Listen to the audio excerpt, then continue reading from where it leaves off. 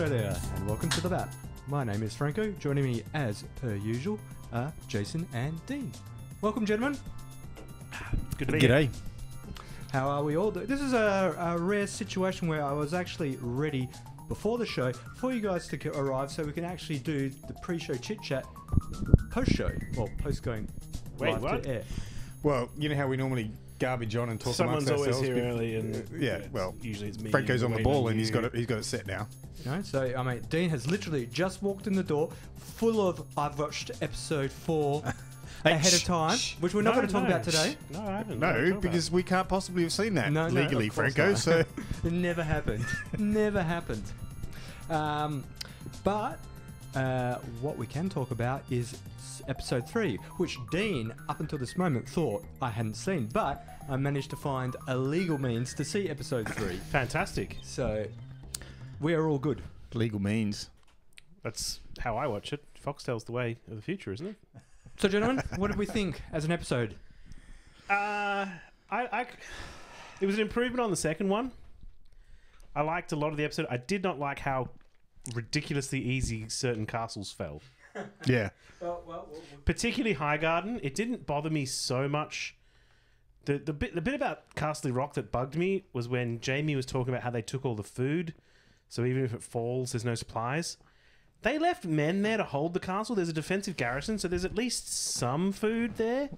And if you were a soldier and you said, "Hey, can you hold this place for a couple We're of months?" taking all the food. We're taking all the food. You're not going to hold it at all.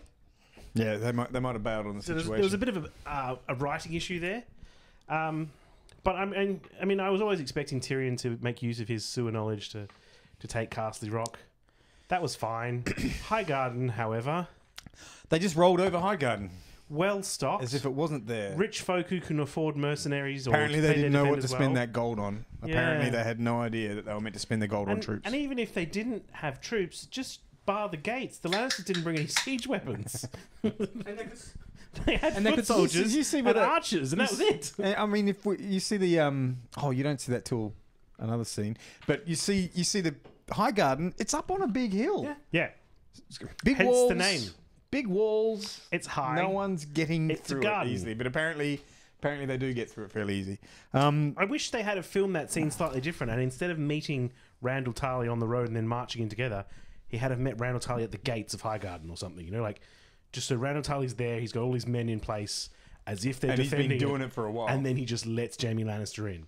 That would have been fine. I would have been fine with that. Yeah. Because we're like, okay, the Tarley Treachery. men have replaced them all, treachery, whatever, not a problem. Some treachery would have been fine. But I mean, Diana Rigg did get a pretty good death. Yeah. Well, I mean, Death, she died off scene. Good but scene. Good dialogue. A bit of a dig into Cersei. Yeah, but she didn't bother to throw Littlefinger under the bus either, because he played a part in that assassination too. Did he play a part in the assassination? I know he played a part in getting Tyrion out, and I can't remember. Varys I plays can a part barely in remember. Tyrion out. He was aware of the plot, not to say the least. Okay, And that is treason. Yeah. but yeah, hey, just I mean, it's murdering the king, so yeah, it's high treason. yeah, I did like that. Her coming out with the phrase talking about the poison and not realizing that that's what the poison would do, and then it dawning on Jamie that you were the one that poisoned the Joffrey, My son. my son. It does make Jamie a mixed bag of a character. You know, does he rise to any statement that's thrown at him? Does he get emotional over anything? Apparently not. He's going to get cucked by Euron very soon, It did have a he's really going to deal with it. that scene with the farewell scene for Ilaria and Tyene Sand was pretty good Yeah, that made in the sense. dungeon. That Yeah. made sense with Cersei poisoning one of them. Thought that woman, her acting with a gag on, so no words, just her eyes, pretty good. Yeah, And she's going to be around for later as well because Cersei's not going to kill her. No, that was her end of contract. Well, I know. Yeah, she might be like. I mean, Kit Harington said when Jon Snow was dead, he was out of contract too. So Yeah. he may well be. She may well be saying that. just as a minor point, was it meant to be that Illyrian couldn't understand Cersei? Was there a language barrier? No. Okay. I think she understood exactly what was going on. So, because she made a comment as you can't possibly understand what I'm saying, but did she meant metaphorically? Maybe. Oh, I I'm not don't- sure what she meant by that. Because technically, people speak different languages over there, or do they have the Babel fish? They haven't. Apart from Well, when you cross- Dothraki speak and the apart from Valyrian, crossing yeah. continents, there hasn't been a language issue. Yeah. It's always been the same language on Westeros. Right. So, yeah. Okay. So what was the opening scene of that So one? we That was started with on Dragonstone. that was actually pretty cool, with Tyrion coming out and saying, "I was coming out here to mope and what is it? Stare, Brood. brood meaningfully." If you like average acting, yeah, it was a great scene. I thought it was okay. I He don't said know. he pointed out that John was excelling at brooding. Yeah, I mean, the imp always does well, but I mean, it was tough work for him. He had pretty some low caliber acting around him with Daenerys and Jon Snow. Yeah. I don't mind Kit Harington some of the time. He's just not the Jon Snow I would have cast. No, he doesn't sort of king me. But the hassle with book Jon Snow is, I guess, there's a lot going on in his head, and instead of doing the whole internal dialogue or narration or something, they've just made him seem broody. Like there's stuff going on inside he doesn't want to talk about. But if you don't have all that stuff going on inside Jon's head, he's a shit character. Like it's Yeah. not so much Kit can't act. It's he's been given just brood Kit.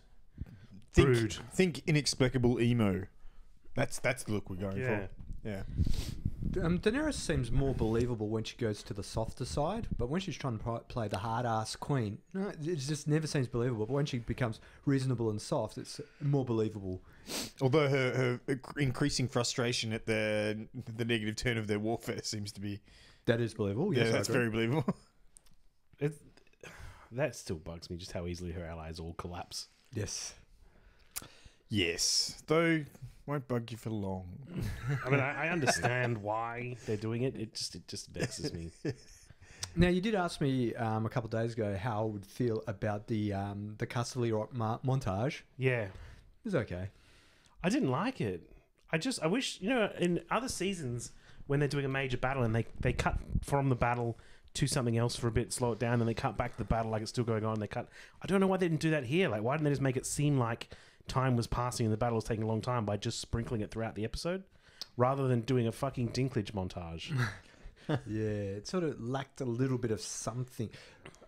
A sense of grandeur was which they were playing for in that Yeah. montage that didn't seem I to also transpire. don't know why the gate was undefended from the clean side of the castle. Yes. That seemed weird. When the Unsullied got in, I was like, oh, okay, well, that'll be cool. And Grey went around and he stabbed some people, he threw a spear. And then they just fucking opened the gate. Like, there was no one guarding the gate. But that did play into the storyline that most of the army had been moved out. So Yeah. Yeah, but if you were defending a castle, there's two things you would be doing, even with an undermanned force. One, guys on battlements with bows. Two, guys near gates at the murder holes. Well, I guess they were maintaining their consistency and being completely unknowledgeable in siege warfare for that episode because Highgarden and Castle Rock, Yeah. fucking both. Nobody knows how to run that shit. for you guys, did the Lannister army get the best dressed of Westeros?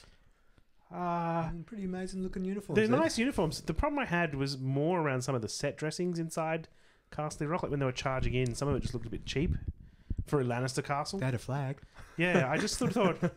I know Tywin's supposed to be this man who's very, just pragmatic, and it's like, I'm going to do it because it's necessary. But the armor is ridiculous, and then the internals of the castles are just a bit... no one did anything. It's They'd sold everything off.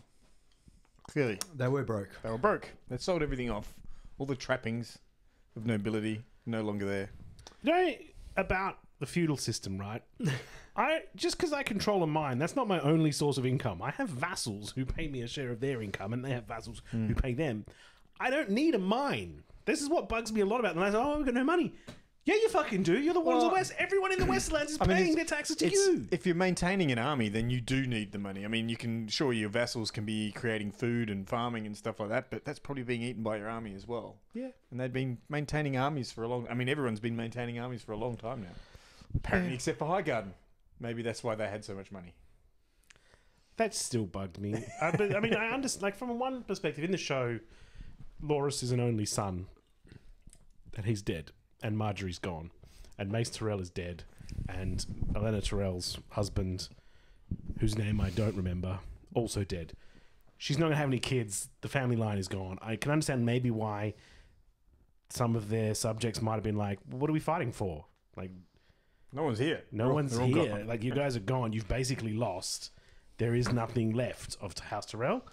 But they didn't even... Like, they didn't, just the amount of stuff they could have done and didn't do with that. They're obviously, I mean, you can definitely see they're just ramping the speed up. They've got shit they've got to get done, and they've only got a season and a half to do it. Yeah. Technically, really just the season, really. Yeah, yeah. And they're just... Season 6 had this, and 5 to an extent had these same pacing problems. The early seasons, they sort of follow the book's pacing, and it's pretty on path. And then later seasons, they're just like, oh, we got too much, we got to rush. And it's like... But, yeah. I mean, and we talked about this on Friday night, where someone was saying, like, a hardcore Game of Thrones fan like John Idarola on the Young Turks was like, man, I don't know how they're going to wrap it up with only 12 more episodes or something. And Ben Mankiewicz turned around and said, what, they can't do it with like 6 feature-length films? Are you sure?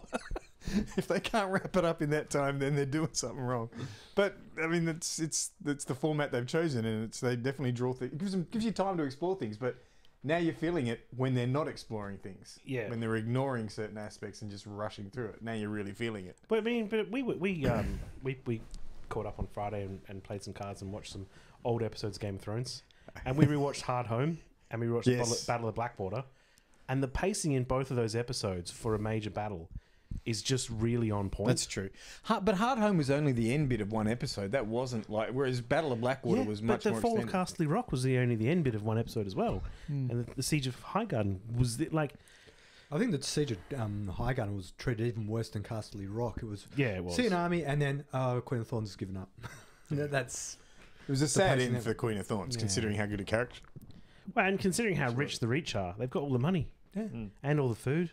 But that For a Hard while. Home battle, that was fucking awesome, that one. Rewatching that was really good. Yeah, and that made me look forward to more battles in the north when they start doing the Night King. So if all of this speed up is just to get all this southern nonsense intrigue out of the way, then I guess I might be okay with it. Yeah. But at some point they're going to have to slow down again. If they keep going at this pace, there's no emotional impact to a lot of these scenes. Yeah. So then we went to the Narrow Sea, where we briefly saw Theon the Coward. Yeah. Oh, that's right. Lying Theon on the getting deck. plucked out of the water. Apparently, we needed to be made aware that what was left of Yara's fleet were unimpressed by Greyjoy's, by Theon's behaviour, and I like that scene where he tried to lie. He was like, "I tried to defend," and the guy was like, "No, you didn't, because if you did, you wouldn't be here." You wouldn't be here. I like the way he called a spade a spade. I was like, that's pretty cool. And then they seemed to follow Theon. Like, they were okay with it. They were like, we're not going to throw you overboard. We're not going to we're like, yeah, you're a coward and we're Vikings, but you can stay on the ship. Maybe one other thing they admire about him is he's a survivor. And many other people have passed away and been killed, but Theon's still there. He's still going. And no one can say he hasn't had shit done to him. He's seen some shit. He's seen stuff. So then we went back to King's Landing, where we saw the Euron parade, where that was Euron brought his gifts to Cersei. I like that scene. I like the actors. Everything about the way he's portraying Euron this season is good. Yeah. He gets all the best lines. Yeah. He gets all the best lines. I think that whole scene, the parading of Euron and the treatment of the prisoners by Cersei was all really well done. Yeah, and also in that, I don't think Arsha Greyjoy, Yara, in the show, got any lines either. She was just dragged along by a leash. She was dragged along, and then he got Euron pointed out that he had to admit all this attention was making him hard. Yeah. Poor old Yara was just like, oh god. Yeah, well, I thought she did really. Gemma Whelan did really well with what she had then. Yeah. So I was pretty happy with the way that scene played out. And I mean, all of those King's Landing streets, when the mob are there cheering people on one way or the other, they always do well at those. Yep. So from there we went back to Winterfell, where we saw a bit of Sansa in charge. Oh, that's right. And Bran turning up. Yes. Yep. I'm getting sick of Littlefinger just saying stuff in Sansa's ear, but there's no backstory or what his motivations are. It just makes him a very really annoying character. Well, he doesn't have any motivations, Frank. He's just considering every single possible combination of events all at once to see what favours him the best. It just without that, I want to see what his story is, what his scheming's about to make. I don't sense think he's got anything left in the story. I think they're going to kill him off soon. When does I reckon he'll go next episode or the one after. I'm trying to remember which episode. Littlefinger's. When does Bran get the? No. Okay. No, shaking the head. All we know. Shut up. All we know about Bran at the moment is come back into town and he's saying mysterious things about being a three-eyed crow. Yeah. I'll also because How bad- Littlefinger always looks rather sure of himself, and I can't wait for the moment where he looks less sure of himself. How bad would you feel as Sansa though? You're like, yay, my brother's home. He survived somehow in the wilderness as a cripple, and then he's gone mad. Yes. He thinks he's a crow. And he's sitting in a tree. He does know an awful lot of shit, though. Yes. You know what I mean? Yeah, he but may be even- mad, but he seems to know a lot of shit. Yeah, even the look on Sophie Turner's face when she was doing that scene was like, oh, he's gone mad. Like she had that. Oh, for fuck's That's sake! right. And he's lying down by the tree, and he goes, "I think I'll stay here for a while." Yeah. And she goes, "Okay." I I'll didn't be- mind. Okay. I thought that was a pretty cool scene. I didn't mind it. No, I thought it was I was okay. waiting for the tree to say something though. You always are with those trees. That fucking face. You want to see the mouth move or something. He is aging though. I will say, Bran is looking older and older, like every season, like noticeably. Yeah. Well, I remember one of the comments from one of the other reviews was saying it must have been tough for them when they originally cast the kid, and then he turned into a 6'8" fucking. Yeah. He's basically Hodor. That's right. That guy, they said he was a fairly small sort of kid, and then bang, hit the growth spurt. He's a mighty cripple. He's 6'8". Now I know we're gonna tow this kid around in a cart for the rest. Yeah. His legs poking out the other end. Then we went back to Old Town where we saw Jorah is fixed, ready to go. Yeah, see, that was a scene where they actually sort of basically sped up the resolution of a plot, and it wasn't terrible. Yeah, because I guess they just, instead of using a montage or something like that, it was like he's healed. They can move on with whatever he's going to do. I don't know whether he's going to play a major part. It would seem he would be an easy one to kill off and not Well, lose much of the that's what story. I was going to say before about Littlefinger.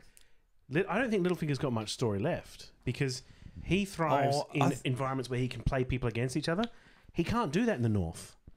Like, he can maybe play the Vale against the North, but they don't like him. I think he's still got the opportunity to do it. I think he still has the opportunity to do it. And then, as we were saying about Jorah, yeah, I agree. I don't think he's got much story left.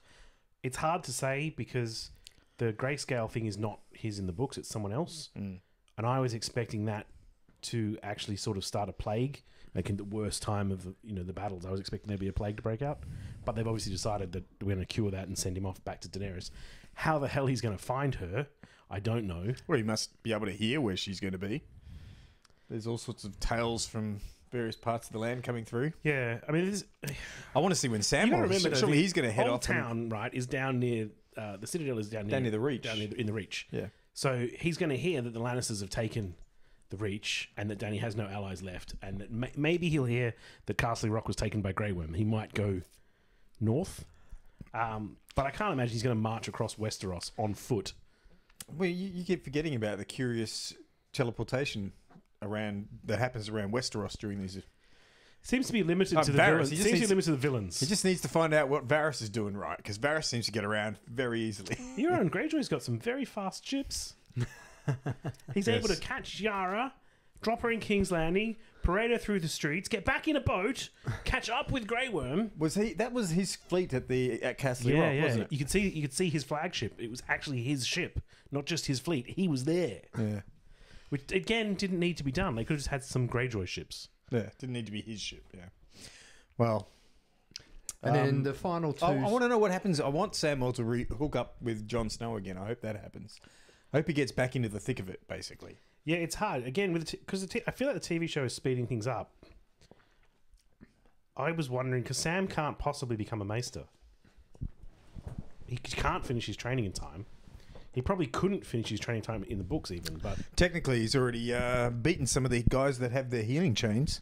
So yeah. Well, I was expecting they were going to give him a link of his chain. I was like, oh, that'd be cool if they're like, oh, you've done really well. Here's your first link of your maester chain. How do you form a okay, chain? so How do you like- get a chain around your neck if you've only got one link? Just go around your I think you would tie it on some string. I don't know. I was hoping they'd do that, but they didn't do that. So yeah, I don't know.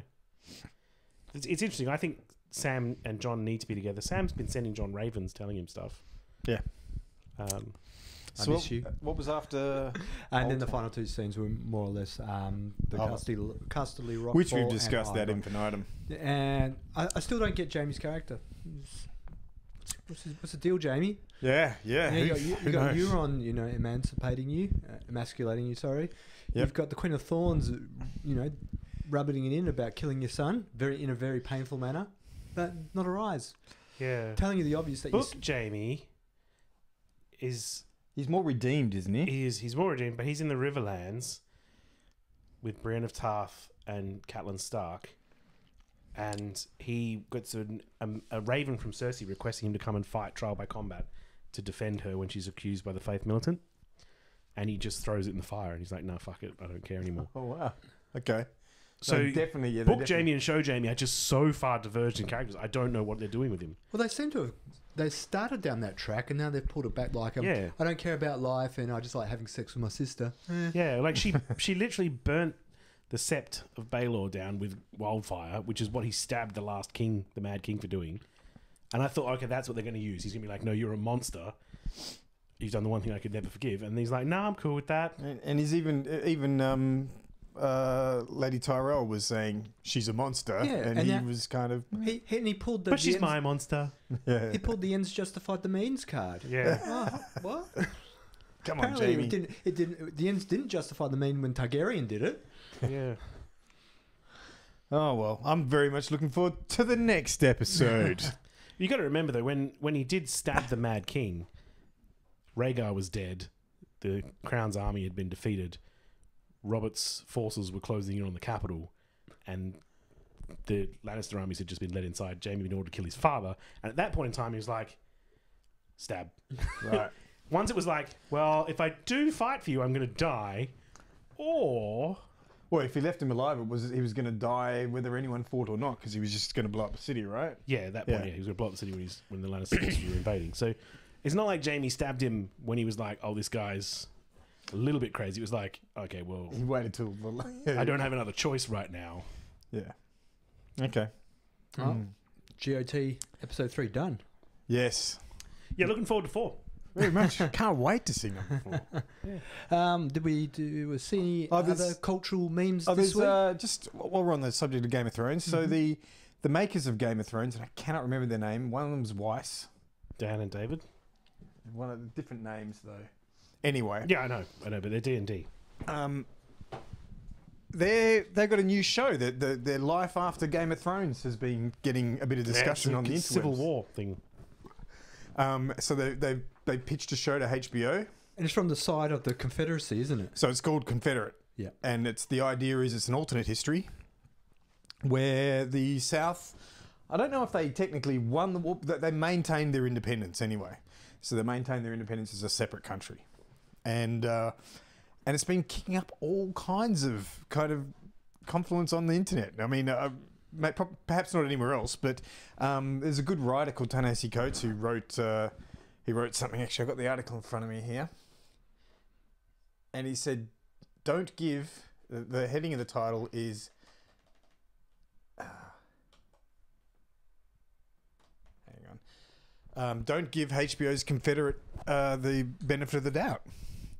And he's already calling it that you shouldn't be... This is not something that should be getting made, and it's kind of irresponsible to even be suggesting it. I don't really find it... I mean... Once again, I think we were discussing this before. As a non-stakeholder in something like Confederate, I don't quite see what the problem is, especially since the show, they haven't even talked about how they're going to portray the Confederacy. It's going to be obviously in current sort of day. It's an alternate timeline that comes up in current days. And there was some comparisons being made to like Man in the High Castle. So why is it okay to make Man in the High Castle? Mm-hmm. But why is Confederate going to raise the hackles of so many people instead? Because a Man in the High Castle is the one where the Nazis win World War II and they've taken over America, and let's face it, the Jews aren't faring too well in the Man in the High Castle, and probably black people in general aren't doing too well either. I mean, I suppose the only thing I can put it to is a fear from anti-Confederate types who... The belief that there's a lot of, and this is probably true, that there's a lot of people in America who romanticize Oh, absolutely. the Confederacy, and this may embolden them to absolutely. And so he brings that up, but he also brings up one kind of salient point as well, where the difference between World War II and the post-World War II period and the Confederacy period and the Reconstruction after that was the Nazis paid a penalty. Most of them got tried and hung or put away for That's good. not true. Most of them who were captured by the Soviet Union were tried and hung. Most of the high-ranking scientists who were captured by the Americans went free. Yeah, but we're talking All about a lot of all the the medical leadership. scientists, all of the Yeah. rocket scientists. But they in the walked. case of the Confederacy, their leadership paid almost no price whatsoever, Well- and in fact maintained a lot of their property even afterwards and things Well, like that. there's So, that. And people who romanticise Nazism are reviled generally in the broader community. Whereas, well, that's a broad statement as well, because I think you can go online these days and you can see that the Nazis are not as reviled as they once were. I think. You get your Richard Spencers, someone who openly loves the idea of Nazism, and he's quite celebrated in some circles of the world, and that's not even just online these days. I mean, this is the guy that can go and give speeches. yeah, but it's only until Whoa, wait, a man who can give speeches? Go and give speeches quite happily. He's such No, a I'm pro-Nazi just- figure. Yeah, I'm deliberately mocking the way you I phrased don't it. I'm think not- elements of the faulting Confederacy you. are as much reviled as Nazis. So there's still, only until recently, statues of Confederate war heroes still abounding the place in America. Yeah, I think Yeah. they should have left those up. I don't think you should whitewash your history. I'm not saying you should say, hey, this is a great man, but I think you should be like, this happened, and we should acknowledge what happened here and put actual explanations of this dude fought these battles, did these things, horrible stuff, horrible stuff, horrible stuff, just so that people, like, the history stays alive. yeah. But it comes down. I mean, in this case, with the hullabaloo around this Confederate sort of situation. I think, given that no one even knows how they're going to portray the Confederacy, I mean, who knows? They may portray it in a way that shows that if the Confederacy had survived, Slavery ended anyway. well, not necessarily slavery ended anyway, but if they compare it with the plight of current black African Americans, maybe things aren't so fucking different. They're actually showing that, hey, things didn't get that much better considering there's the prison state that they have over there and things like Yeah. that. Anyway, you don't know how they're going to portray it, and there's a way to portray it where it doesn't sort of romanticize it. Look at the Man in the High Castle. That's really well done, in my opinion. It doesn't Yeah. sort of romanticize an alternate universe of Nazis ruling the world. Oh, you're saying that from your perspective, Franco. I reckon there's a whole lot of Nazis out there that are liking the way Man in the High Castle looks. So, I don't know. It depends on your perspective. But yeah, I mean, Well, I don't think it was the filmmaker's intention to make it seem like, oh, that would have been a better old universe. No, absolutely not. That's why it's funny that these. I mean, people there's are calling for individuals HBO to cancel this thing automatically straight away. But you got such good producers as the people that do Game of Thrones. You'd almost want to just give them a chance and see what they're going to do. It'll with be, the I'm interested in seeing what they do. material. There's a couple of things that happened during the Civil War. Like when Lincoln arrested all of the government of, was it Maryland? He was worried they would secede. Washington, D.C. is part of that state.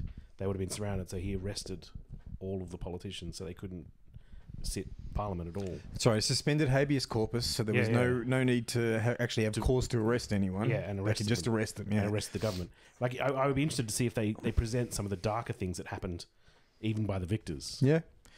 So I mean, but when you're talking about things like, I think there's a legitimate question when it comes to the danger of normalising certain behaviour and stuff like that. That action has been used to justify some of the bullshit with detaining people from September 11, for example. Yeah. Like some of the actions that happened as early as back as the Civil War are still echoing on today, even by the victors. And it would be interesting to see if they play with those ideas too. Like Lincoln did this, therefore he was evil, and people revile that. I don't know if they will. I just think that there was bad shit happening all over the place. Yeah, basically, I mean, the amount of fuss this has kicked up almost immediately when it was announced seems a little bit crazy. I mean, I quite like the writing Ta-Nehisi Coates. I like the stuff he does, but calling for the essentially a ban and almost a censorship. It's not exactly not like they're making it illegal or anything of a show even before it's. Well, this is the regressive left, produced. isn't it? I wouldn't necessarily call him regressive left, but No. The people calling for the ban. Well, no, he's one of the ones that's calling for the. Oh, really? Yeah. So he's an African American, and he's fairly progressive, but he was also sort of pro-Hillary and anti-Bernie. I don't know where he fits in on the spectrum. Sometimes he's got interesting perspectives, but in this case, he thinks you don't even give it time of day. But and as you said, irresponsible that should even be getting discussed. A show like this. I think it's important. I think that everyone needs to be honest about their history, and honest about their country, and in much the way that Germany does and Japan does. They've got some dark parts of history they need to be honest about, and I think America does too. And I think that discussing and America's the not Civil War, very honest about their history at all. Yeah, and the way Well, neither is Japan.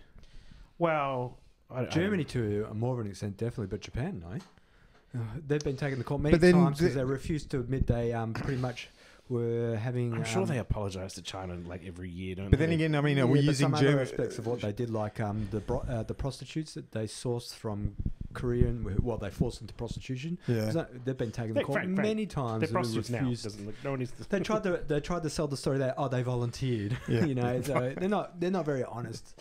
We about understand their what behaviour. how volunteering works. Yeah.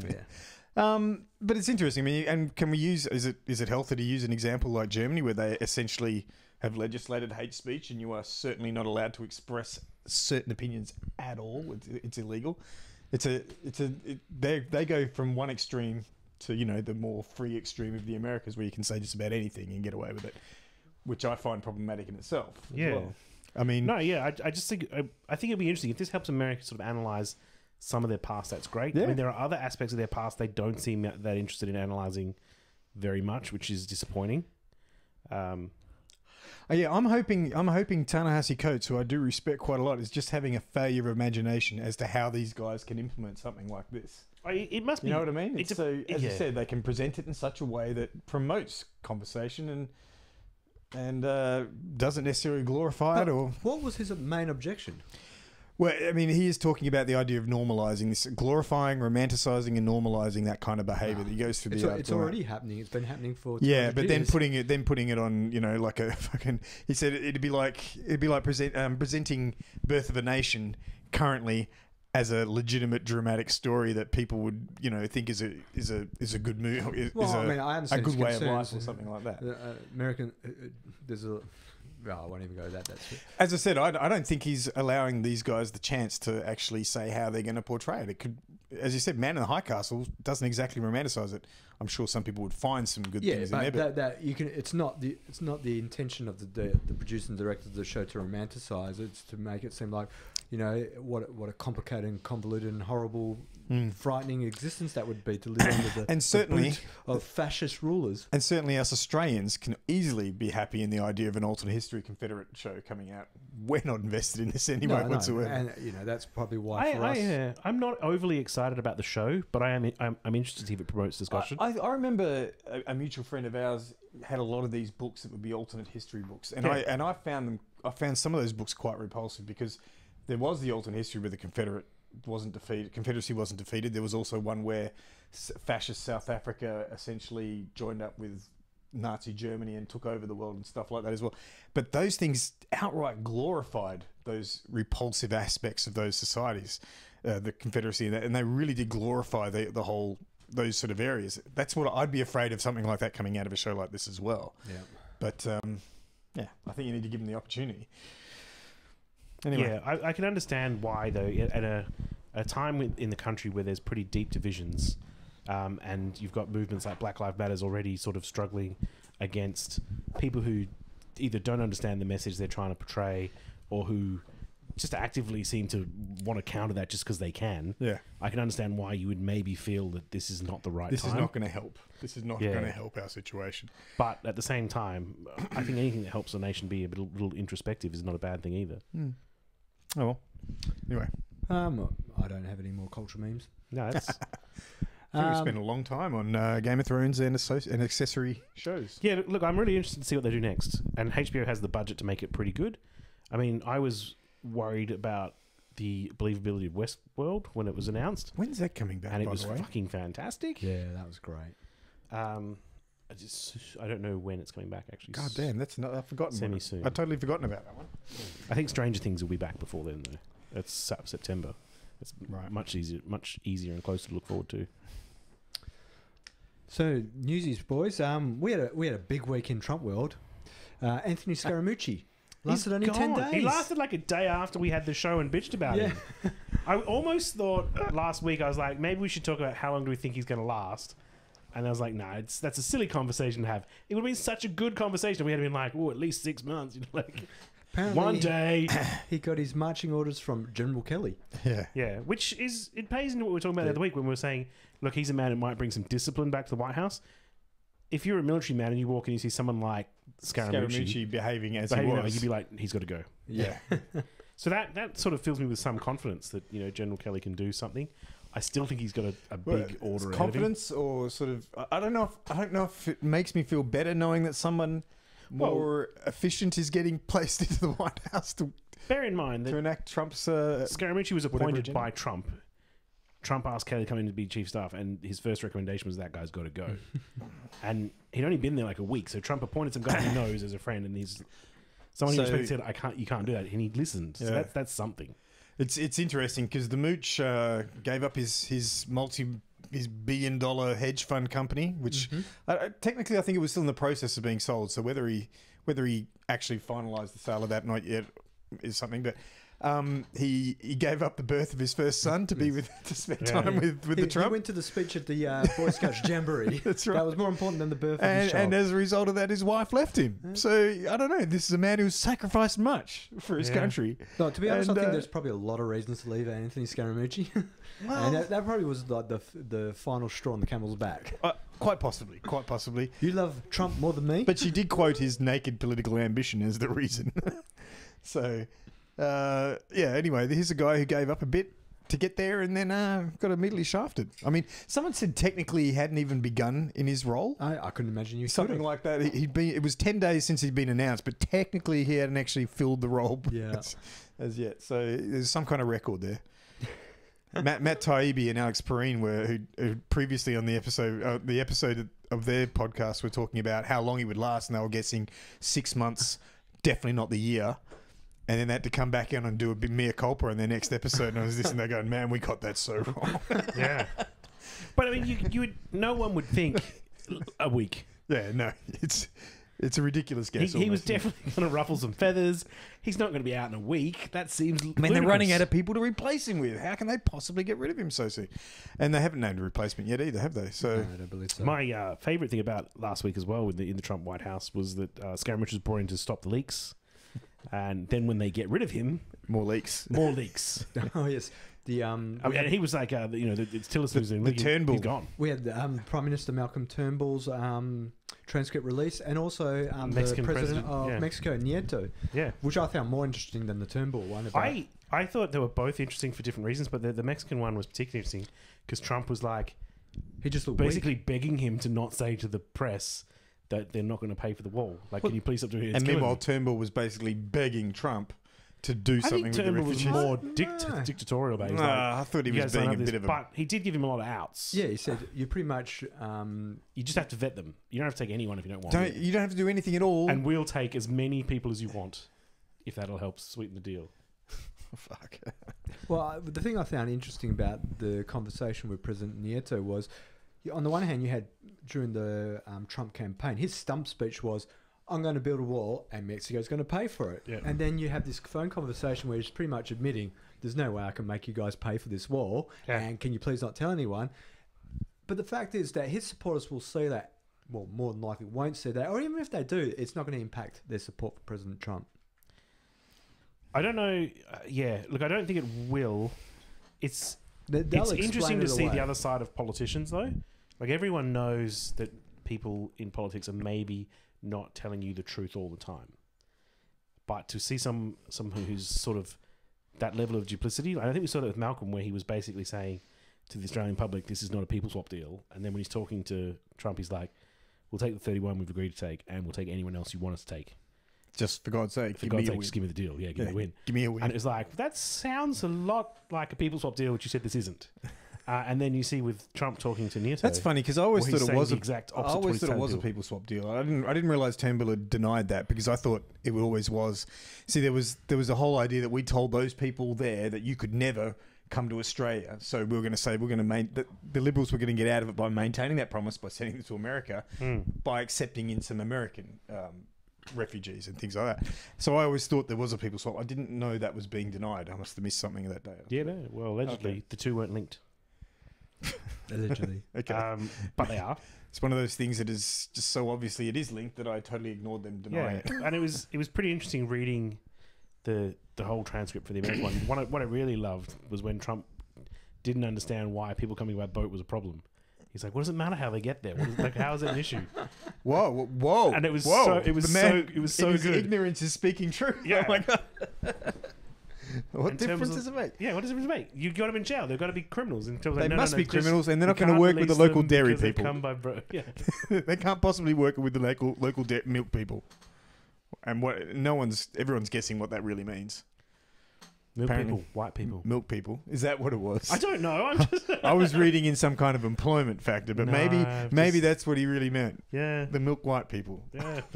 Those milky whites, they're all trouble. The thing when Trump was campaigning and saying, "I'm going to build a wall and Mexico's going to pay for it," most level-headed, reasonable people went, "You might build a wall, but Mexico ain't paying for it."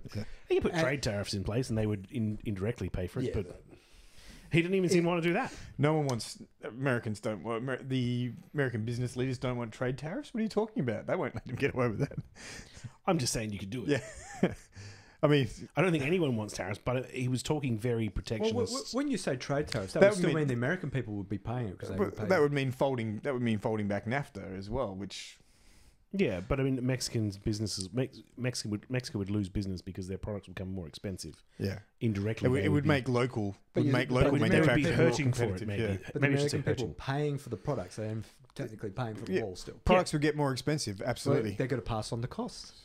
But also, it would also make local industry more competitive. Yeah. Yeah. So that's one reason why protectionist policies aren't always that bad if you want to maintain a manufacturing base of some kind, which when they entered into NAFTA, they signed that away pretty much. So But I find it's a net neutral because my opinion was validated from the Trump himself. Yet his supporters I just wonder if they really believe that Mexico would pay for it. If they really believe that. yeah, I find it hard to believe as well. Either A, they don't care, or B, they never pay for it because I think it's a net neutral. My opinion was validated. They don't give a shit. I don't think it matters to them anymore. I think they just wanted their team to win. It was a bit of rhetoric they enjoyed hearing. And their team has won. Suck it, libtards. Yeah. And they don't seem to care about the actual policies anymore. They just want to win. It's like a football match. So even though their guy lied to them, they don't care. Yeah, because Treat me like an idiot, I'll lap it up. because Well, it's not that they lied to them. I don't think they cared in the first place about there being a wall or not. Well, no, they cared about the wall, but the economics of the wall. Maybe. it's not an issue. They reckon there might be some blowback if he doesn't build a wall of any kind, no matter who pays for it. Yeah, no, I reckon so. However, he's been shown there's been a number of things that he's been proven to backflip on, and his hardcore base really doesn't care. Although his popularity is dropping, it wasn't that high to begin with, but he's still got that kind of No, hardcore. overall as a percentage, but there's still some states where his approval it's ratings just are staying. 50%. Yeah. Hmm. Yeah, I think it depends on where you are and what you do for a living as to how you would view Trump. If you're a white unemployed factory worker in the Rust Belt, you probably don't have an issue with him at the moment, as long as he continues to deliver on potential promises he's made. And in fact, it was his talk about reviewing NAFTA that won him some votes in the Rust Belt. Yeah, places and- like that. So yeah. if he did that, Yeah, that's what I mean. Like, I don't think he would have lost approval yet there.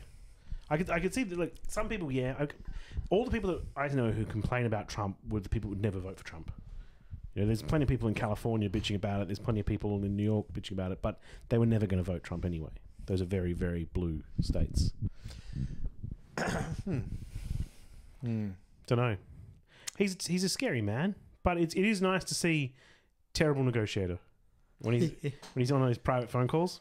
Not much of there's no art in those deals, is there? No. There's just a lot of please don't make me look like a fraud. Please, Enrique, please. To us rational gentlemen, that made him seem very weak. Unfortunately, I don't think... Even the discussion with Turnbull, he seemed weak because he was just having a tantrum. Yeah. This deal Yeah, sucks. how did both of them come out looking so fucking weak in that conversation? I didn't really... I thought Turnbull did. I didn't feel he came out weak. He was willing to roll over on anything just to get a win, which is probably what he had to do, but it didn't make because him he look doesn't. strong. I don't think Turnbull particularly cares. And then he came out with nothing anyway. Yeah, I don't know. Malcolm's a strange one. I don't think he cares about the policy. I don't think he cares about human rights, it seems. I don't think he cares about that policy particularly much. It's just important to the conservative right wing of his party that it appears he cares about it. I think he does care about people and human rights, but I just think he cares about Malcolm Turnbull more. And when they're in conflict, it's always Malcolm Turnbull that will win out in those sorts. He may not at the moment. Old Turnbull's called the Liberals back for a special meeting ahead of the end of the winter holidays. I think they end on Tuesday, Parliament sits. The ongoing non-event of a plebiscite. Yeah, so the Libs are getting together to have a bit of a chat sorry, the coalition are getting together, have a bit of a chat to try and put this to bed. And Turnbull said he's coming out saying, I'm neutral in this. Yeah. Tony's not. He's been in the press. No. Yeah, he's been in the press saying that it would be breaking faith with the electorate if we changed our position on this, which is interesting because all the Conservative guys are saying, even if the plebiscite comes down as people want gay marriage, I'm not going to vote that way. That's breaking faith with the electorate too, you fucking plonker.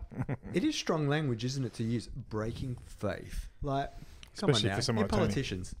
Also, Tony is not known for being an honest guy. No. Like, Tony goes, oh, you're breaking faith. He'd be like, Yeah, Tony, Tony. Like you said you weren't going to snipe. You said you were going to go quietly to the backbench and support the government. And you said you weren't going to eat any more raw onions, and you did. Yeah. I can smell it on your breath. It's not crisps. Don't try and tell me that It's a cheese and onion prob- crisps. It's just onion. It's a problem, Tony, and you need to speak to someone about it. Yeah. Yeah. So, what'll be interesting about that meeting is maybe Turnbull won't walk out of there alive. You know? Or does Tony... Does Tony front stab or backstab? Well, Scaramouche is looking for a new job, so... Is this a matter of Malcolm sitting on the fence, or does he think perhaps the numbers are with the moderates on this issue, and that's why he has to... I don't think it matters who the numbers are with. If anyone... Because they've already had members of the National Party threatening to leave the government and sit on the crossbench. Yeah. MPs. Yeah. They have a one-seat majority in the House. So that would be very bad. And then they've also had West Australia MP Dean Smith putting his private member's bill up for gay marriage, which also includes provisions for religious objections, so ministers and churches and that don't have to be involved if they don't want to. So it seems like there are members of the coalition on both sides who are not willing to back down on this. I don't think it should cost them the government, but it might. Well, it depends how determined the National Party is. On the one hand, yes, they do have the leverage point of, given that the Parliament, they only have a one-seat majority, that they could threaten that. But at the same time, the Nationals lose their positions as well if they lose government. So it's like, Yeah, if you... are you really going to lose government over this issue? If you throw your toys out of the pram, nobody has any toys. Yeah, no one's going to be inviting you onto their side to be a coalition with the Nationals. No one other than the Liberals, really. Maybe one nation, maybe. Well, think of this. If they lose government over this, Labor will ram through gay marriage and... ram it down their throats. Ram it down their throat. And they won't be at the negotiating table.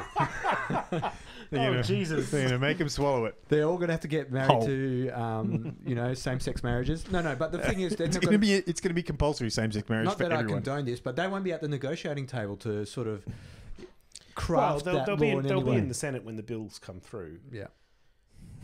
I don't... It depends.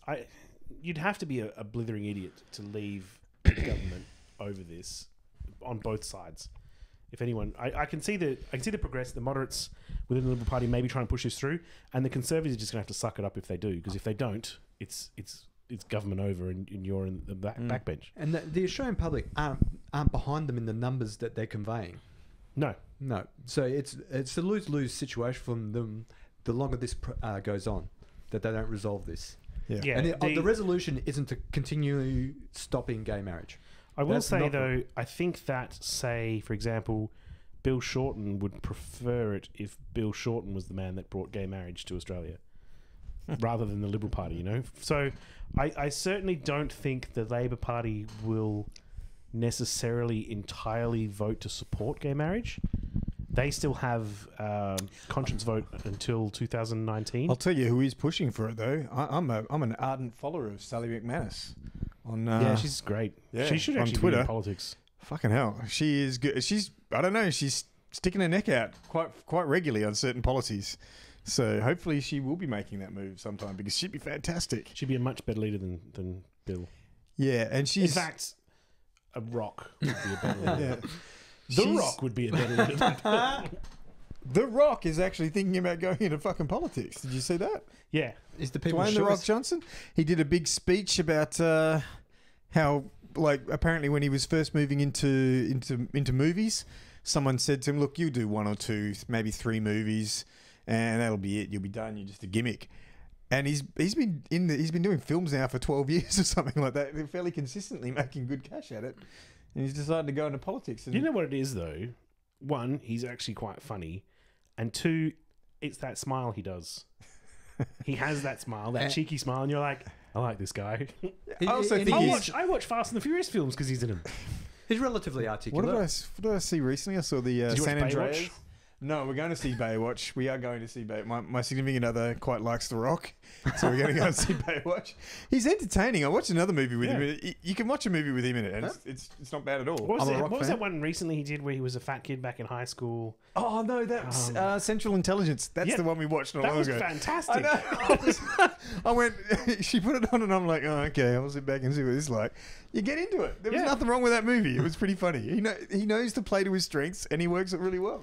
Yeah, no, I couldn't see him making as many movies as he wants. Yeah, no, there's definitely a place for him, and surely we haven't had. I mean, Adam Sandler's still making films. Oh god, yeah. Right? If Adam Sandler can make movies, The Rock is fine for years. To be fair, I don't think his are making any money. They actually do make Do make they? good money. Oh, for fuck's sake! And in fact, on average, every Netflix subscriber has watched 2.3 Adam Sandler films on there. He's guaranteed bank. Not huge money, but if you do the formula right, you spend the right amount, it works. Yeah. Yeah. Adam Sandler doesn't have to go on any And promo obviously, tours. you're not watching Adam Sandler films on Netflix, and I'm not watching Adam Sandler films on Netflix. So someone is. Someone fucking is, to the point where it looks like Why are you we're looking watching at me 2.5 each. Okay, fair enough. So Franco's been watching 7 Adam Sandler films this year. I've We're had to looking at carry you, the weight. Franco. Yeah, I know. I quite like him. And if he turns his, I mean, how can he do a worse job than some of the other movie stars that have turned their hands to politics? Ronald Reagan. Ronald Reagan. I think Arnie did a good job as governor of No, California. he did a terrible job. Actually, he did a terrible job. I like him. a bit. You may like him. Here's what I was saying. If who you're- is the true successor to Arnold Schwarzenegger? We haven't had a real successor to him, and I reckon The Rock's the man. Yeah. So there we go. I mean, in Schwarzenegger's defense, we say he did a terrible job as far from a progressive point of view. I can't really vouch for You what got to conservatives understand, would fiscally speaking, California's in the same situation Western Australia is, where they pay vastly more taxation revenue to the federal government than they get back. Yep. And they are bankrupt, not because they have not enough industry to support themselves, but because they're supporting a shit ton of other red states around them. I think he's done a pretty good job, and he's trying to highlight state there was issues. a lot of like infrastructure under his rule. Just took a drastic dive, and they have there no was money. no spending being done. And Because they have no money. Like it's not so much he's doing a bad job; he's doing the best job he can, but he's got a shitty deal. Like we have a same perhaps. Do you also see on a tangent from that Turnbull in the news the other day saying that he was going to get WA a better GST share? Oh, really? Which is interesting because their Liberal Party primary vote in Western Australia is collapsing. So it looks like that's all it takes. Maybe it was. Yeah. Yeah.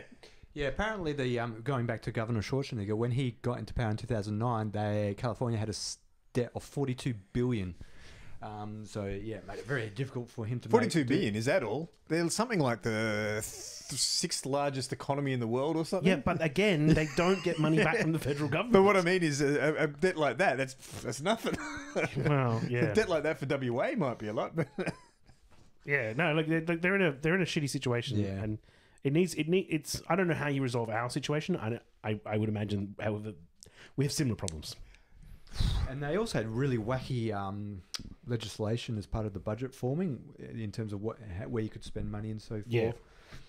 Yeah, I think he did a good job with a shitty situation, but others may not like him.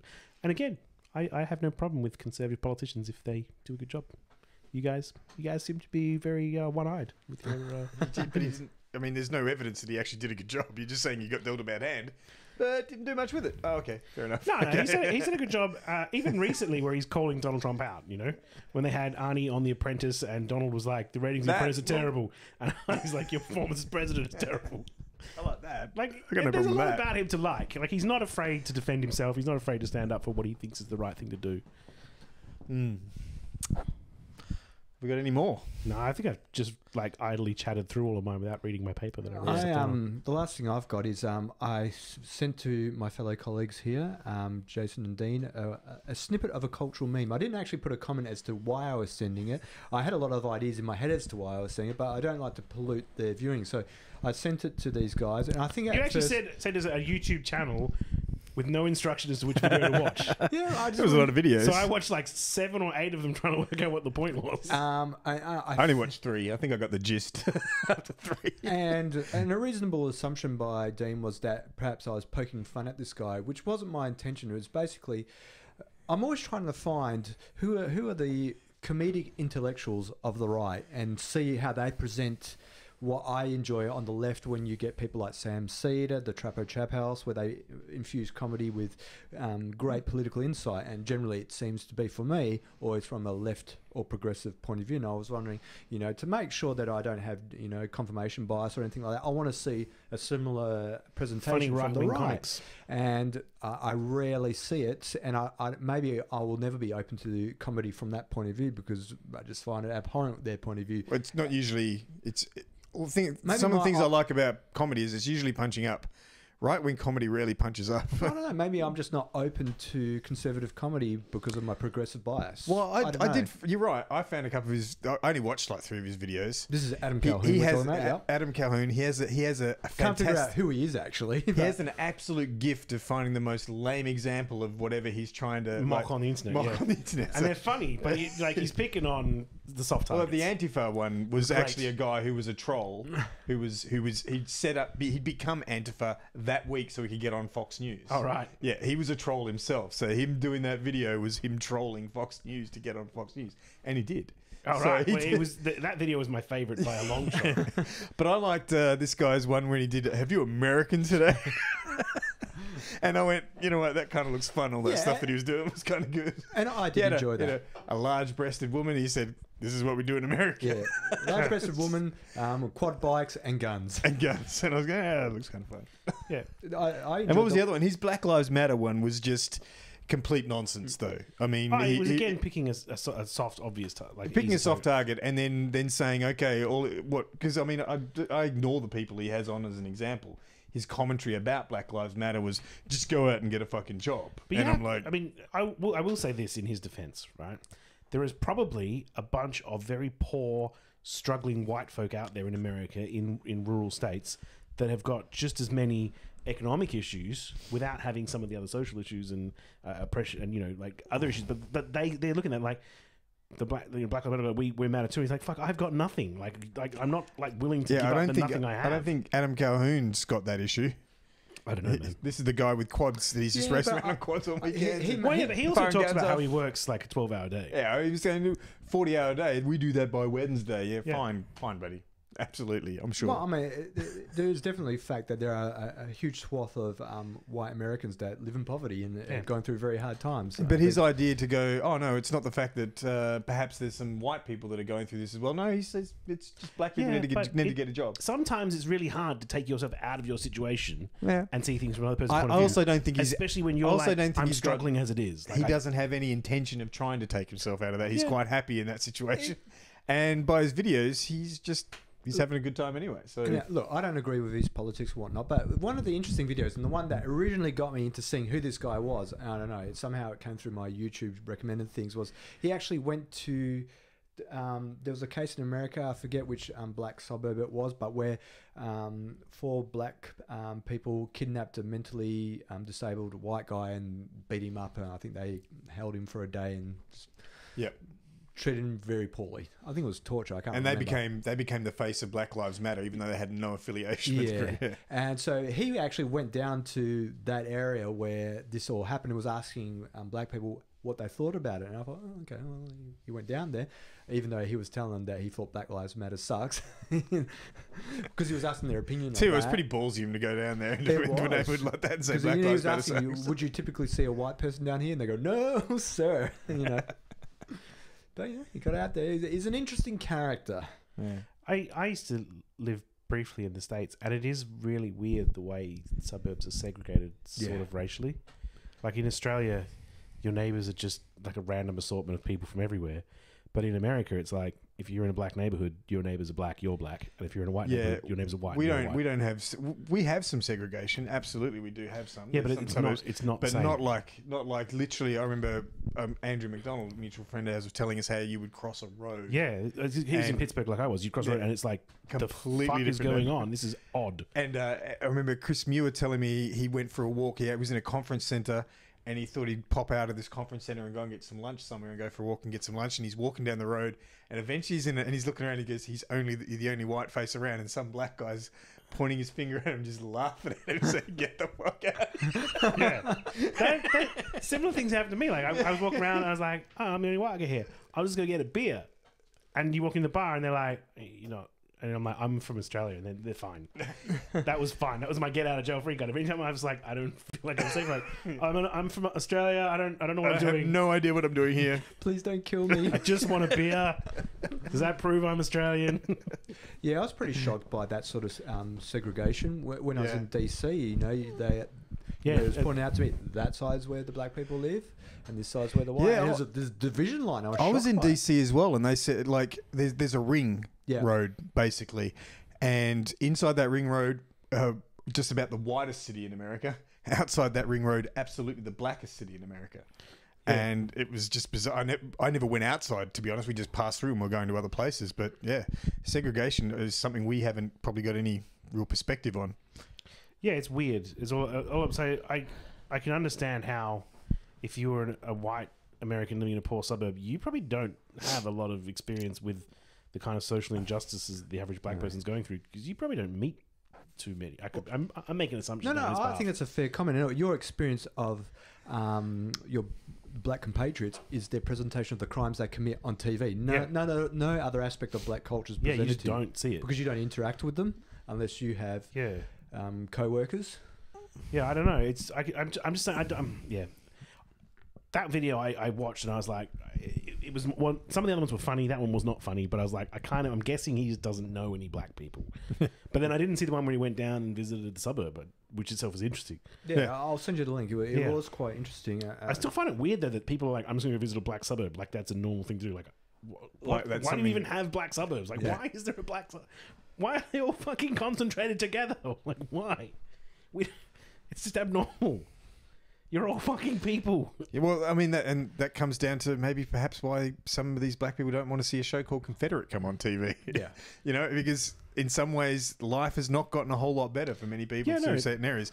And they're talking about the fact that life for them is still so segregated. Segregation only officially ended 60 years ago. 60 and for some parts of America, that means nothing. Yeah. That means absolutely nothing. Well, it's a lifetime. Like there are still old fuckers in America who remember a time when there were separate bathrooms for blacks and whites and drinking fountains, and nowadays they got rid of that problem by just different suburbs. By just making sure you had different suburbs. So they have their bathrooms and their fountains over in their suburb, and we have our bathrooms and fountains in our suburb. It's fine. It's fine. Yeah. Well, to finish up on a much more pleasant topic, Dean, you sent an invite to go and watch Planet of the Apes 3. Yes. Don't have a problem with that, but I'm just curious. I didn't realise you were a massive Planet of the Apes fan. I love Charlton Heston films as well. That's another. I love the original Planet of the Apes. But this trilogy of Apes movies are fantastic. I found the They're first pretty two good. Oh, really? I found the first one snore-worthy. The one with Mark Wahlberg. The first one, no, the first one wasn't Mark Wahlberg. Yeah, no, that was a completely different thing. No, that's where Caesar's from. No, that's not. That's not the same. It wasn't Mark Wahlberg. Who was it? It was James Franco. Yeah, James Franco. Yeah. Mark Wahlberg's movie. We Different rather apes. forget about that. James Franco. Yeah, no. Sorry, my bad. The James Franco one, it was slower paced for slow, sure. yeah. But it was James Franco. How could you hate James Franco? I like that movie. I fucking love James The Franco. second one was great. And this third one I'm looking forward to. I really am. Also, an Inconvenient sequel is out as well, and Show the Lunar. I'm not so fussed about seeing that one. Why, you hate the environment? No, I just remember Al Gore's first movie, and then someone online was did like this an off the cuff sort of thing about it. Said, "Yeah, I've been to an Al Gore town hall before. I don't need to see another one," kind of thing. It's like watching Convenient Truth now. It wasn't I don't think it was that great a movie, to be honest, and I don't think this one's. You know why it was a good movie? Well, not a good movie. It was a vision on what the world could have been like if he had won the presidency. What him And George Bush. him being George more W. agreeable. had There's a lot. I in mean, I place. used to think that as well. Then someone pointed out that his voting record. I mean, he was absolute core neoliberal, like down the line, pretty much as Hillary Clinton would have been, and that kind of thing. So I used to think that way as well. But certainly, he would have been an improvement over Bush. Where's his emails? And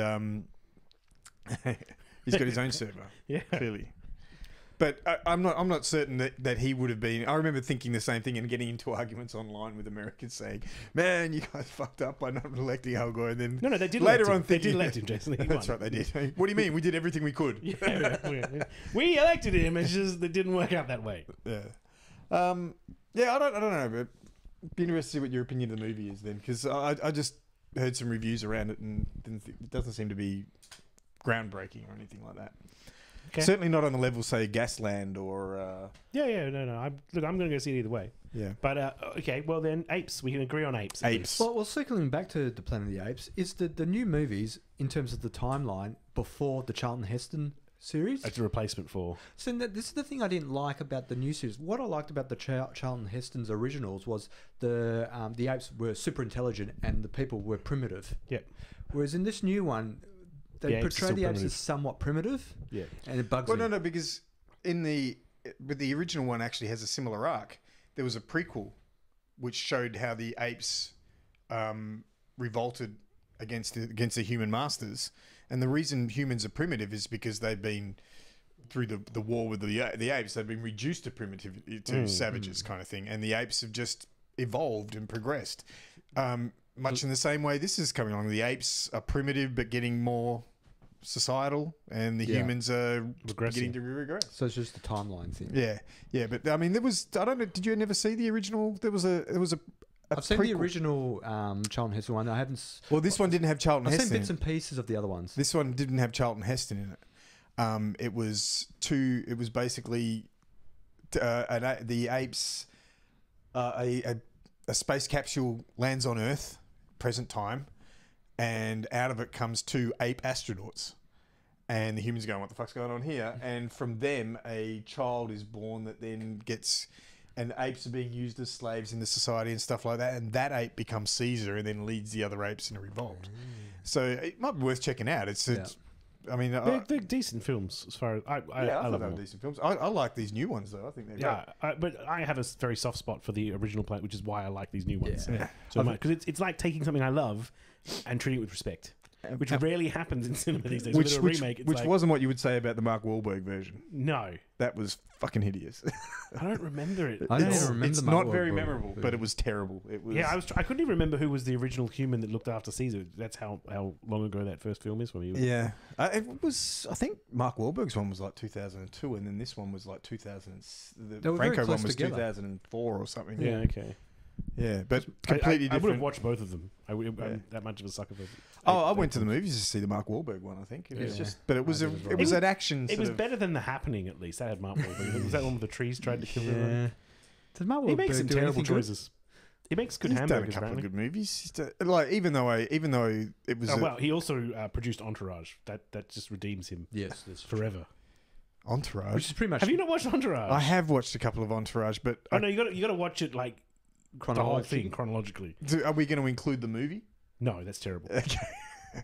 That's like the Sex and the City. Because films. there It's was terrible. something It's not represented in the series at I all. remember going, okay, I remember seeing it and going, this would get old with me very quickly. It would just get very annoying. I mean, their won't. agent character, yeah, he was funny as Ari fuck. Gold, yeah, he's funny, yeah. Jeremy But- Piven. Jeremy Piven, he's great in everything though. Yeah. You just put Jeremy Piven in a film, he's fantastic. Old school, Jeremy Piven. Cheese. One of my favourite movies ever. I don't think I've seen that one. Oh my god, it's one of the only Will Ferrell movies that still holds up. Yeah. Okay. It's very funny. That's all I got. I'm out. I'm I'm going to done leave too. with a disgruntled face that Jason hasn't seen Old School. Yeah, Fair enough. I'll remedy that. cool. Your partner will enjoy it as well. It's a universal comedy. Oh, is it? Okay. Yeah. Cool. All right, we're out. Good night. See ya. Well, then I guess I have to bounce.